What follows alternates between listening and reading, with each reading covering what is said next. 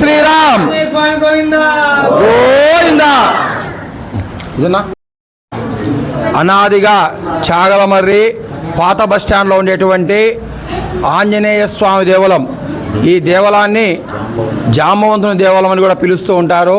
ఇది చాలా కాలంగా పురాతనంగా ఉంది.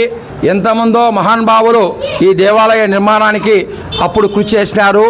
ఇప్పుడు ప్రజెంటు దేవాలయ అధ్యక్షుడు బొడ్డు వేణుగోపాల్ రెడ్డి గారి సహకారంతో, ఇతర కమిటీ సభ్యుల సహకారంతో ప్రతి ఒక్కరూ కూడా తలా కొంచెం తమ చేతనైనటువంటి ఆంజనేయ స్వామికి జాంబవంతుని స్వామి సేవ ఇచ్చినటువంటి ధర్మం కాదు, సేవ తలా ఒక చేయి వేసి ఈ దేవాలయాన్ని పునర్నిర్మింపజేసినారు.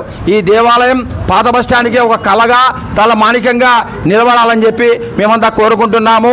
ఈ స్వామివారి యొక్క సేవకు కష్టపడిన ప్రతి ఒక్కరికి కూడా హృదయపూర్వకంగా కమిటీ తరపున, నా తరపున ధన్యవాదాలు తెలుపుకుంటూ ఆ పరమేశ్వరుడు ఎల్లవేళ బాగా జరుపుకొని ప్రతి ఒక్కరిని కూడా చల్లగా చూడాలని చెప్పి మనస్ఫూర్తిగా కోరుకుంటున్నాము. ఇక బొడ్డు వేణుగోపాల్ గారు 2 వాక్యాలు చెప్తాడు.